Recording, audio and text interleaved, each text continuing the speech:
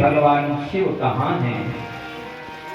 क्व संभुस्ते नमो गतः, वे भगवान शंकर आपके साथ में क्यों नहीं आए? जैसे ही माता सती के कानों में ये शब्द पड़े, लज्जा के मारे, शर्म के मारे कुछ भी उत्तर नहीं दे पाई, लज्जित हो गई। और उसी क्षण जिस सती ने माता सीता का रूप धारण किया था, उस वेश को छोड़ करके अपने उसी सती के स्वरूप में आकर भगवान श्री राम के ऐसे वचनों को सुन करके लज्जित होकर पुनः भगवान शिव के चरणों में गिर पड़ी। भगवान श्री राम के द्वारा कहे गए ऐसे गूढ़ वचनों को सुनकर के, रहस्यमय वचनों को सुनकर के सती माता बहुत ही लज्जित हो जाती है। अब माता सती जब लौट रही थी तो मन में विचार आया कि प्रभु मुझसे अवश्य पूछेंगे, ली परीक्षा, परीक्षा में पास हो गई तो मैं क्या जवाब? एकमात्र उन ऋषियों में, मुनियों में केवल एकमात्र दधीची ही ऐसे हिम्मत वाले निकले जिन्होंने दक्ष प्रजापति से साफ स्पष्ट शब्दों में कह दिया कि तुमने यदि भगवान शिव और माता सती को नहीं बुलाया तो आपका समूल विनाश हो जाएगा। ऐसा कहते हुए दधीची ऋषि अपने समस्त शिष्यों के साथ वहां से, उस यज्ञ से, यज्ञस्थली से बाहर को अपने स्थान को चल देते हैं। अब दक्ष ने कुछ समय के बाद, दक्ष प्रजापति के यज्ञ में जब अन्य देवता और इधर सती की अन्य बहनें अपने अपने पतियों के साथ में विमान पर आरूढ़ होकर के चंद्रमा के साथ में रोहिणी जा रही थी, सज धज करके विमान में आरूढ़ होकर, तो रोहिणी से माता सती पूछने लगती हैं, अभी बहन आज तुम इस प्रकार से खूब सज धज करके कहाँ जा रही हो? केवल तो आप ही नहीं, मैं देख रही हूँ आज विमान, आकाश मार्ग में बहुत सारे ऐसे दिव्य विमान जा रहे हैं, और ये सब के सब कहाँ जा रहे हैं?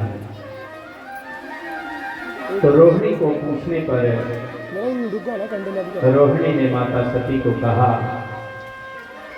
कि कनखल नामक पवित्र स्थान पर पिताश्री के द्वारा विशाल यज्ञ का आयोजन किया गया है, और उसी यज्ञ को देखने के लिए हम उस स्थान पर, पिता के उस यज्ञ स्थली पर, कनखल नामक तीर्थ स्थली पर जा रहे हैं।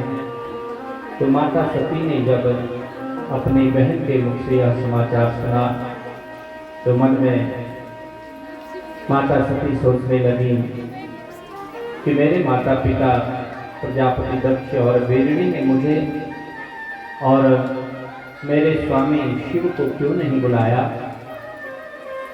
क्या ऐसा कारण हुआ? तो इतने में माता सती से नहीं रहा गया तो भगवान शिव के चरणों में जाकर प्रणाम करती है।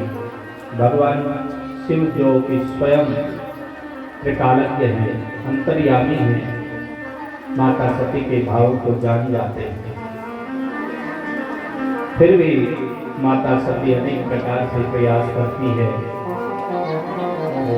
कि हे देवाधिदेव महादेव, आज मेरे पिताश्री कनखल नामक पवित्र तीर्थ स्थान पर बहुत बड़ा विशाल यज्ञ कर रहे हैं, और मैं आपसे ऐसी प्रार्थना करती हूँ कि मेरे पिता के उस यज्ञ को सफल बनाने के लिए आप उस यज्ञ स्थली पर पधारें और साथ में मुझे भी उस यज्ञ स्थली पर ले जाएं।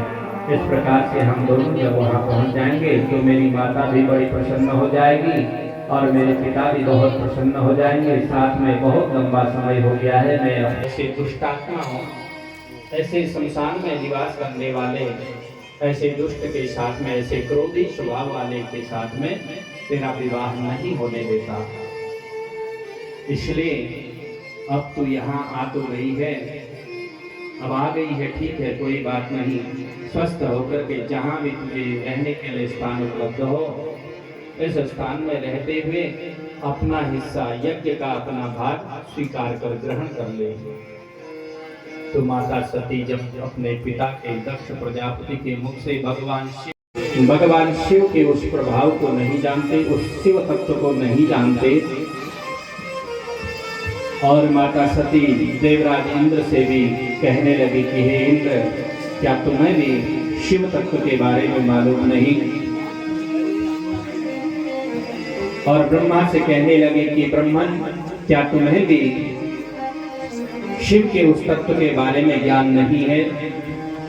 यद्यपि तुमने पहले भगवान शिव से द्रोह किया था, और भगवान शिव से द्रोह करने के कारण, झूठ बोलने के कारण तुम्हारा एक सिर कट करके पहले तुम्हारे 5 सिर थे, 5 मुख थे, और इन्हीं सिर के द्वारा तुम्हारे उस 5वें मुख को कटवाया गया था। इस प्रकार तुम्हारे प्राणों की भगवान शिव ने ही रक्षा की थी। यदि वह भैरव चाहता तो तुम्हारे 5 के 5 सिरों को उसी समय धड़ से अलग कर देता। अन्य उपस्थित उस यज्ञ मंडप में सभी देवताओं से मां सती कहने लगी कि अरे देवताओं, तुमने बिना भगवान शिव के इस यज्ञ में आकर के यह अच्छा कार्य नहीं किया। और सती की ऐसे क्रोधपूर्ण बातों को सुनकर के स्वयं दक्ष प्रजापति सती से कहने लगा कि अरे दुष्ट, तेरा स्वामी जो कि सब प्रकार से अमंगल